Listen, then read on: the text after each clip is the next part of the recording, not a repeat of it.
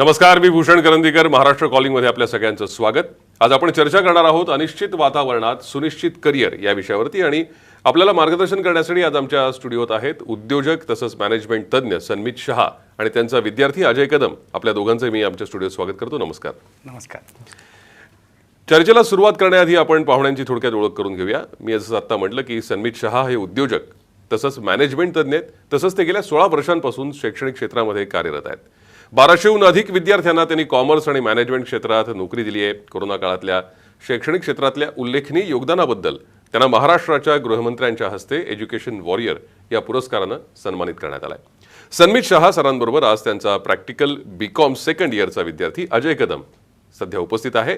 अजय कदम हा सरांचा विद्यार्थी पूर्णम इकोव्हिजन फाउंडेशन या संस्थेमध्ये ऑन दी जॉब ट्रेनिंग सध्या तो आहे. त्यामुळे एकूणच आपल्याला जाणून घ्यायचे की या सगळ्या कोरोनाच्या काळामध्ये शैक्षणिक क्षेत्रामध्ये कसे बदल झाले आणि शैक्षणिक क्षेत्रात कार्यरत असताना सन्मित शहा सरांनी नेमक्या कोणत्या गोष्टींच्या आधारावरती या सगळ्या मुलांमध्ये इतका आत्मविश्वास निर्माण केला आणि त्यांना एका चांगल्या करिअरच्या दिशेनं त्यांना मार्गदर्शन केलं. सर, आपण बघतोय की कोरोनानी या संपूर्ण गेल्या 1.5 वर्षामध्ये सगळ्याच व्यवहारांवरती परिणाम झालेला आहे. शैक्षणिक क्षेत्र सुद्धा त्यातनं सुटलेलं नाही. सगळ्यात जास्त तर शैक्षणिक क्षेत्रावरती परिणाम झालाय. काय नेमके बदल या कोरोनामुळे शैक्षणिक क्षेत्रात झालेले आपल्याला दिसत आहेत? सर, बेंजामिन फ्रँकलिन यांनी म्हटलेलं आहे, if you are failing to plan then you are planning to fail. याचा अर्थ तुम्हाला बदलाला सामोरं जात राहावं लागणार आहे. कोरोनाच्या आधीची पार्श्वभूमी जर आपण बघितली, कोरोनाने आत्ता गेले 1.5 वर्ष झालं कहर उच्छाद मांडलाय. पण कोरोनाच्या आधीची पण शैक्षणिक क्षेत्रातील जी काही कामगिरी होती आपली, ती काही म्हणजे फारशी काही चांगली नव्हती. मागच्या वर्षी एक सगळ्या वृत्तपत्रांनी एक बातमी छापली होती. एम्प्लॉयमेंट एक्सचेंजनं एक मोठा पूर्ण भारतभर नॅशनल लेवलवर एक विद्यार्थ्यांना जॉब देण्याचा एक प्रयत्न केला होता. 48,000 जागा उपलब्ध करून दिल्या होत्या. 48,000 जागांसाठी 23 लाख विद्यार्थ्यांनी अर्ज केले होते. आता गमतीचा भाग असा आहे, फक्त 5,000 जणांचं सिलेक्शन झालं. लक्षात घ्या, बातमीतली बातमी पण समजून घेणं गरजेचं आहे. 48,000 जागांपैकी फक्त 5,000 जागाचं सिलेक्शन, 5,000 विद्यार्थी, योग्य विद्यार्थी त्यांना मिळाले. म्हणजेच उर्वरित 43,000 जागा आणि 22,95,000 विद्यार्थी यांची सांगडच कुठं बसली नाही. म्हणजे या 43,000 जागांसाठी 22,95,000 कॅन्डिडेटमधून एकही कॅन्डिडेट पात्र मिळाला नाही. कारण कौशल्याभिमुख शिक्षणाचा आपल्या भारतीय पारंपरिक शिक्षण पद्धतीमध्ये अभाव असल्यामुळं आपण पाण्यात पडायला पोहायला शिकण्यासाठी पाण्यात पडण्याची गरज असते हे माहिती असून देखील आपण तसं न करता फक्त आपण प्रत्येक पुस्तकी ज्ञान देण्यावर भर देतो. आपण पाहतो कोरोनामध्ये 1.5 वर्षाच कहर आहे कोरोनाचा सगळीकडे. ॲक्च्युली शाळा बंद आहेत, कॉलेजेस बंद आहेत, परीक्षा रद्द झालेल्या आहेत. विद्यार्थ्यांची खरी सामाजिक म्हणा व्यक्तिगत जडणघडण शिक्षणाच्या माध्यमातून होत असते, कारण मनुष्य हा समाजशील प्राणी आहे. आता आयुष्य म्हणजे काय, अनुभवांची एक साखळी असते. तर या साखळीतली हे गेली 1.5-2 वर्ष ह्या अशा काय म्हणतात थोड्याशा वीक किंवा थोड्याशा कमकुवत अशा कड्यांच्या स्वरूपात आपल्याला हे ॲक्सेप्ट करावं लागतं कोरोनाला.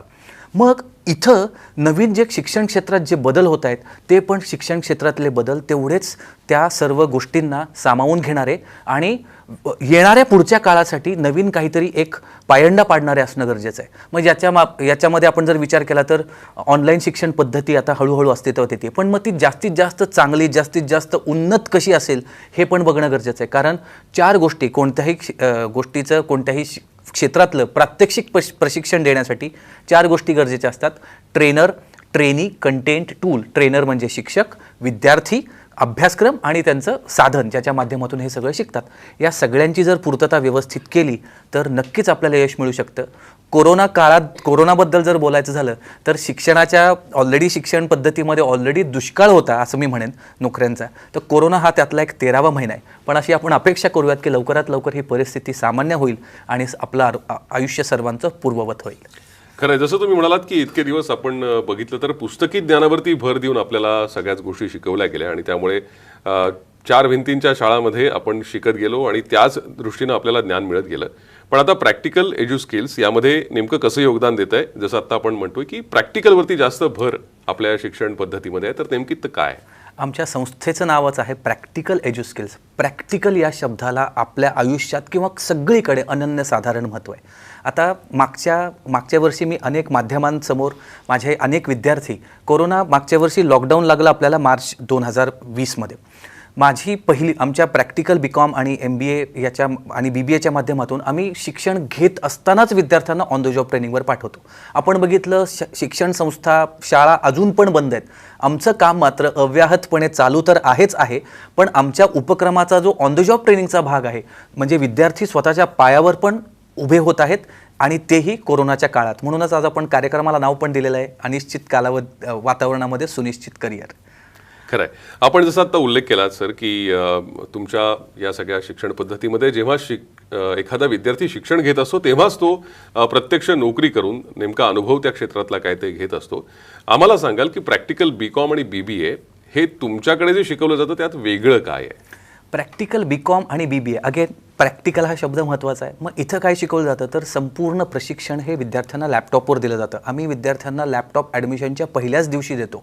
3 वर्षापासून आम्ही लॅपटॉप देत होतो आणि हीच गोष्ट एक कानमंत्र आम्हाला ज्यांनी दिला होता, मी त्यांचा मनोमन ऋणी आहे, कारण आज त्यांच्यामुळं शेकडो मुलं स्वतःच्या पायावर उभी आहेत. लॅपटॉप देऊ केल्यामुळं जरी कॉलेजेस बंद झाले तरी आमचं प्रशिक्षण चालू होतं. आणि मी मगाशी म्हटलं ट्रेनर, ट्रेनिंग, कंटेंट आणि टूल, तो लॅपटॉप टूल म्हणून खूप महत्त्वाचा इथं ठरला आणि त्याच्यामुळे विद्यार्थी आत्मनिर्भर झाले. तर संपूर्ण प्रशिक्षण लॅपटॉपवर, इंडस्ट्री रिलेव्हंट सिलेबस, आम्ही विद्यार्थ्यांना तेच शिकवतो जे इंडस्ट्रीमध्ये गरजेचं आहे. हे संपूर्ण ट्रेनिंग द्यायला प्रॅक्टिकल BCom असो वा BBA असो, chartered accountant faculties, company secretaries, tax consultant, management तज्ज्ञ, अशी तज्ज्ञ फॅकल्टीजच असतात. म्हणजे मला इथं आवर्जून सांगायचं की अगदी कॉलेजमधले उत्तमोत्तम प्राध्यापक देखील प्रॅक्टिकल गोष्टींवर देण्यासाठी तितके समर्थ असतीलच असं नाही, कारण इंडस्ट्रीच्या रिक्वायरमेंट्स वेगळ्या असतात, पुस्तकात शिकवल्या जाणाऱ्या गोष्टी वेगळ्या, त्यामुळे इथं तज्ज्ञ प्रशिक्षक देखील तेवढेच महत्त्वाचे आहेत. सेकंड इयरपासून, दुसऱ्या वर्षीपासून, पदवीच्या दुसऱ्या वर्षापासूनच विद्यार्थ्यांना ऑन द जॉब ट्रेनिंगवर पाठवलं जातं. यातच प्रॅक्टिकल BComचं वेगळेपण आहे. त्याचबरोबर इन्कम टॅक्स असेल, GST असेल, टॅली असेल, बँकिंग असेल, मॅनेजमेंटचे विषय असतील, याच्यावर प्रत्यक्षात प्रोजेक्टवर काम करून घेतलं जातं विद्यार्थ्यांकडून. याचा फायदा असा होतो की विद्यापीठाची डिग्री तर तीच मिळते, त्याचबरोबर 2 वर्षांचा अनुभव विद्यार्थ्यांना मिळतो. आमचं certificate in practical business management असो किंवा certificate in practical business accounting असो, ते आम्ही विद्यार्थ्यांना देतो. आणि चांगली गोष्ट ह्याच्यातली अशी आहे की विद्यार्थी जेव्हा 2 वर्ष ऑन द जॉब ट्रेनिंग करत असतात तेव्हा त्यांना विद्यावेतन देखील मिळतं, जे साधारणपणे 8 ते 12-15 हजार महिन्याचं असतं. एकत्रितरित्या 2 वर्षांचं विद्यावेतन BCom किंवा BBA पूर्ण होईपर्यंतच जवळपास 2 ते 3 लाख रुपये जातं. हे तुम्ही स्वतः सगळं करता, विद्यार्थी स्वतःच्या कर्तृत्वानं हे सगळं करतात. ही पण बाब इथं मला प्रकर्षानं आपल्याला जाणवून द्यायची.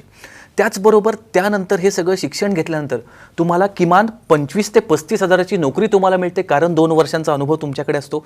विद्यार्थी कोणी फ्रेशर्स नसतात. आणि पुढे शिकायचं असेल तर विद्यापीठाची पदवी असल्यामुळे MCom असू द्या, MBA, CA, CMA, CS, MPSC, UPSC, हे सर्व अभ्यासक्रमाचे दारं तुमच्यासाठी खुली असतात, कारण तुमच्याकडे डिग्री असते. म्हणजे मला थोडक्यात असं सांगायचं आहे, इथं MPSC, UPSC किंवा CA, CMA करणाऱ्या विद्यार्थ्यांसाठी प्लॅन B म्हणून पण प्रॅक्टिकल BCom किंवा प्रॅक्टिकल BBA खूप चांगल्या पद्धतीनं काम करतो. कारण प्रात्यक्षिक ट्रेनिंग देऊन पुढची 2 वर्ष ऑन द जॉब ट्रेनिंग दिल्यामुळं विद्यार्थी खऱ्या अर्थानं आत्मनिर्भर बनूनच, अगदी ग्रॅज्युएशनपासूनच आत्मनिर्भर बनूनच बाहेर पडतात. खरं आहे. या सगळ्या ह्याच्यातनं एक लक्षात येतं की जे रेग्युलर BCom किंवा BBA आहे त्याच्यापेक्षा नक्कीच तुमच्याकडे शिकवलं जाणारं जे BCom आणि BBA आहे त्यामध्ये विद्यार्थ्यांना प्रॅक्टिकल शिकायला मिळत असल्यामुळे त्यांना लगेचच या क्षेत्रामध्ये जर आपण आहोत तर नेमकं काय करायला हवं याचं ज्ञान मिळतं आणि तशी तयारी या विद्यार्थ्यांची होते. मला खात्री आहे की आपल्या प्रेक्षकांना सुद्धा हे सगळं ऐकल्यानंतर आपल्याला आणखीन काही प्रश्न विचारायचे असतील किंवा त्यांच्या मनात काही प्रश्न असतील तर प्रेक्षक हो, या कार्यक्रमानंतर लगेचच सरांचं वेबिनार सुरू होणार आहे. त्यासाठी एक संपर्क क्रमांक आमच्या स्क्रीनवरती तुम्हाला दिसत असेल, त्यावरती तात्काळ मिस कॉल द्या किंवा एक QR कोड तुम्हाला दिसेल, तो QR कोड स्कॅन करा आणि वेबिनारला लगेचच जॉईन व्हा. किंवा जर तुम्हाला ॲडमिशनच घ्यायची असेल तरीही आम्ही संपर्क क्रमांक दाखवतोय. कोणाला फ्रँचायझी हवी असेल त्यासाठी सुद्धा इथे संपर्क क्रमांक दिलेले आहेत. सर, जसं तुम्ही सांगितलं की मुलांना प्रॅक्टिकल शिक्षण दिल्यामुळे थोडंसं त्यांच्यामध्ये एक वेगळा आत्मविश्वास निर्माण होतो, त्यांना या क्षेत्राविषयी जास्त माहिती मिळते. या सगळ्याबरोबरच एक महत्त्वाची गोष्ट असते ते म्हणजे व्यक्तिमत्व विकास. काहींना इंग्रजीचा फोबिया असतो, त्यांना भीती वाटत असते, तर त्या दृष्टीने तुम्ही काही प्रशिक्षण देता?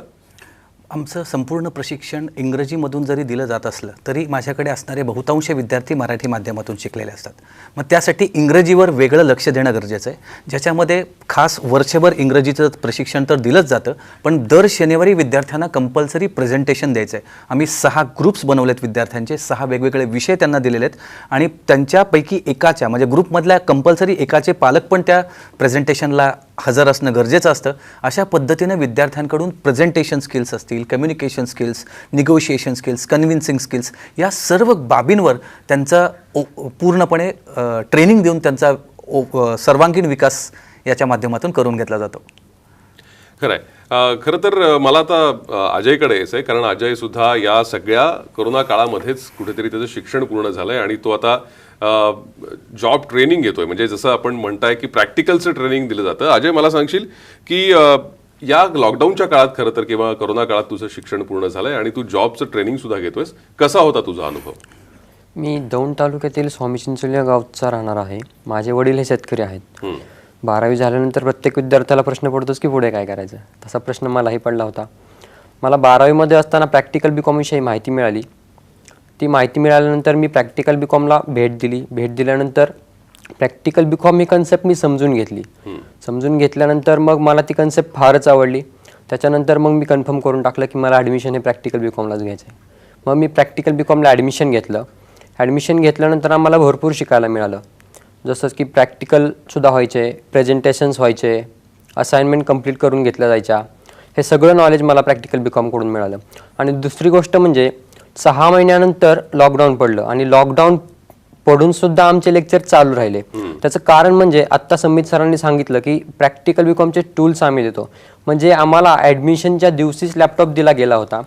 त्या लॅपटॉपद्वारे आमचे ऑनलाईन लेक्चर चालू राहिले. लेक्चर्सच नव्हे तर आमचे प्रॅक्टिकल्स, प्रेझेंटेशन्स हे सर्व आमचे चालू राहिले. आणि त्याचा फायदा असा झाला की आमची स्टेज डेअरिंग वाढली, कॉन्फिडन्स इन्क्रीज झाला आणि सर्व प्रॅक्टिकल नॉलेज हे आमचं अद्ययावत झालं. बरोबर. आणि दुसरी गोष्ट म्हणजे इंटरव्ह्यू हे आमचे ऑनलाईनच झाले. माझा पहिला इंटरव्ह्यू पूर्णम इकोविजन फाउंडेशन या NGO मध्ये झाला आणि फर्स्ट अटेम्प्टमध्ये माझे तिथे सिलेक्शन झालं. सिलेक्शन होऊन आत्ता मला 7 महिने झाले मी पूर्णममध्ये ॲज अ अकाउंटंट म्हणून जॉब करत आहे. आणि मला प्रॅक्टिकल बी कॉमसोबत प्रॅक्टिकल MBA करून परदेशामध्ये नोकरीची संधी मिळवायची आहे. बरोबर. अजय, तुला या सगळ्या तुझ्या स्वप्नांसाठी शुभेच्छा. खरं तर तू आता सरांसोबत आहेस, त्यामुळे तुला नक्कीच या पुढच्या काळामध्ये त्यांचं मार्गदर्शन मिळत राहील. पण आता नेमकं प्रॅक्टिकल MBA काय आहे हे सुद्धा आम्हाला जाणून घ्यायचं आहे. मात्र त्यापूर्वी एक छोटीशी विश्रांती घेतोय. कुठे जाऊ नका, पाहत राहा महाराष्ट्र कॉलिंग.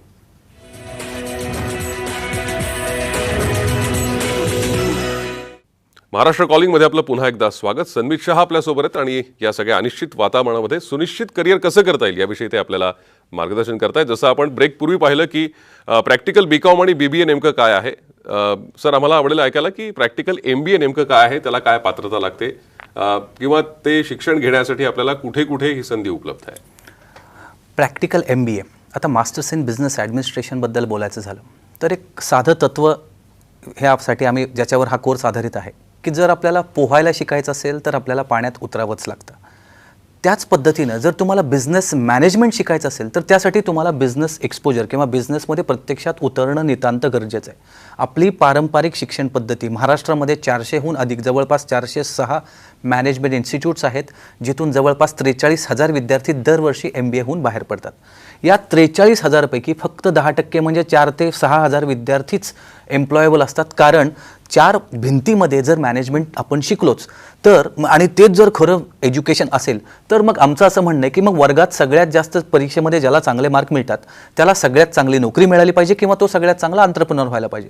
पण तसं नक्कीच होत नाही हे आपण पाहतो. याचा अर्थ या कुठल्या तरी ही जी सिस्टीम चालू आहे ह्याच्यामध्ये अनेक त्रुटी आहेत. त्या त्रुटी भरून काढण्याचा प्रयत्न आम्ही प्रॅक्टिकल MBA मध्ये केला आहे. मग प्रॅक्टिकल MBA मध्ये जे MBA 2 वर्षांचं असतं, मग त्याच्यामध्ये पहिले 6 महिने विद्यार्थ्यांना क्लासरूम ट्रेनिंग दिलं जातं, जिथं त्यांना नोकरीसाठी जे त्यांच्याकडे कौशल्य गरजेची आहेत, जेव्हा ते ग्रॅज्युएट होऊन येतात तेव्हा ती मुलं खूप फ्रेशर असतात, रॉ असतात, मग त्यांना पॉलिश करून, त्यांना प्रशिक्षण देऊन, त्यांना एम्प्लॉयबल बनवणं गरजेचं आहे.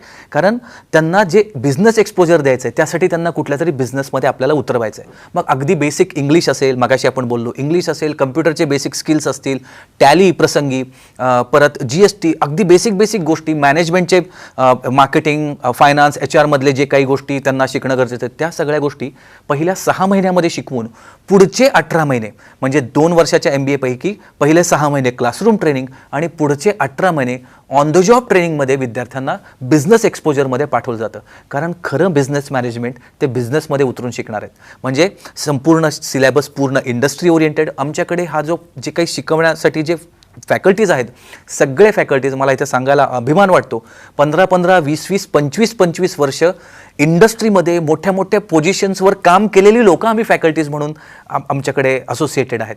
मला सांगा, यांच्या व्यतिरिक्त बिझनेस मॅनेजमेंट अजून चांगल्या पद्धतीनं कोण शिकवू शकणार आहे? ही लोकं त्यांच्या आयुष्याचा अनुभव तुमच्याबरोबर शेअर करतायत, तुम्हाला ते शिकवतायत, म्हणून तुम्ही तयार होत आहे.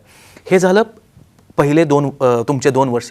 यानंतर तुम्ही जे MBAमध्ये तुम्हाला जे इंटर्नशिप मिळते त्याच्यामध्ये तुम्हाला स्टायपेंड पण मिळणार आहे, जो असणार आहे साधारणपणे 10 ते 15-20 हजार रुपये महिना. त्यामुळे MBAचा फायदा असा होतो, डिग्री तर तीच मिळते, 6 महिन्यांच्या क्लासरूम ट्रेनिंग नंतर 18 महिन्यांचा अनुभव मिळतो आणि त्या अनुभवाबरोबर जवळपास 2.25 ते 3.25 लाख विद्यावेतन देखील त्यांना मिळालेलं असतं. आणि पुढे एकदा हे सगळं झाल्यामुळे तुम्ही 18 महिन्याचा अनुभव असलेले MBA असता, फ्रेशर नसता, MBA झाल्या सुद्धा. त्याच्यामुळे पुढे असा उपयोग होतो, किमान 3.5 लाख ते 8 लाखापर्यंत पर ॲनमचं पॅकेज तुम्हाला मिळतं. आणि याचबरोबर भारतातच आणि भारताबाहेर देखील प्रॅक्टिकल एज्यू स्किल्स आमच्याच माध्यमातून विद्यार्थ्यांना अनेक नोकरी आम्ही प्रॅक्टिकल MBAच्या माध्यमातून उपलब्ध करून देतो आहोत. खरं आहे. थोडक्यात सर आपल्याला असं म्हणता येईल की जे MBAच्या विद्यार्थ्यांचं स्वप्न असतं की MBAची डिग्री हातात आली की गलेलठ्ठ पगाराची नोकरी त्यांना डोळ्यासमोर दिसत असते, त्यासाठी ते मेहनत घेत असतात. आणि मला असं वाटतं की जसं तुम्ही आता म्हणलात की 18 महिन्याचं प्रॅक्टिकल ट्रेनिंग घेतल्यामुळे त्यांना त्यांच्या स्वप्नापर्यंत पोहोचण्यासाठी खूप मोठी मदत होत असते. तुमच्याही मनात अनेक काही प्रश्न असतील किंवा सरांनी अजून थोडंसं बोलावं असं तुम्हाला वाटत असेल तर या कार्यक्रमानंतर लगेचच सरांचा वेबिनार आहे. त्यासाठी एक मोबाईल क्रमांक आपल्या स्क्रीनवरती दिसतोय, मिस कॉल द्या, वेबिनारमध्ये सहभागी व्हा किंवा QR कोड आहे तो QR कोड स्कॅन करा आणि वेबिनार तुम्ही जॉईन करू शकता.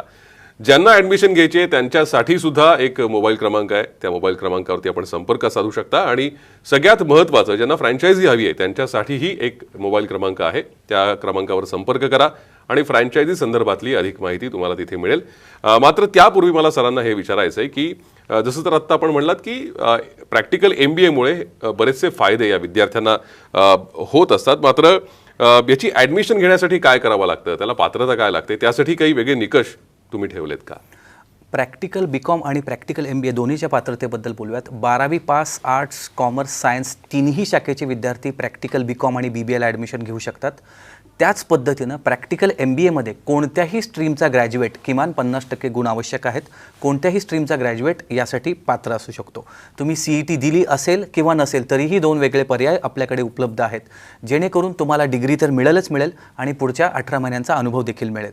यामध्ये तुम्हाला ॲडमिशन घेण्यासाठी पुण्यामध्ये Arihant college camp, Arihant college Bavdhan, सोलापूरमध्ये NK ऑर्किड कॉलेज जुनी मिल कंपाऊंड, बारामती येथे college of practical commerce and management अशा 4 महाविद्यालयांमधून हे शिक्षण तुम्हाला उपलब्ध होईल. मला सांगायला आनंद होतोय की लवकरच येत्या महिन्याभरातच पुण्यातल्या एका नामवंत कॉलेजबरोबर पण आमचे आत्ता बोलणी सुरू आहेत आणि तिथे पण आपण हा उपक्रम सुरू करतो आहोत. माझे अनेक विद्यार्थी महाराष्ट्राच्या कानाकोपऱ्यातून पुण्यात आणि मी मगाशी सांगितलेल्या शहरांमध्ये शिकायला येतात.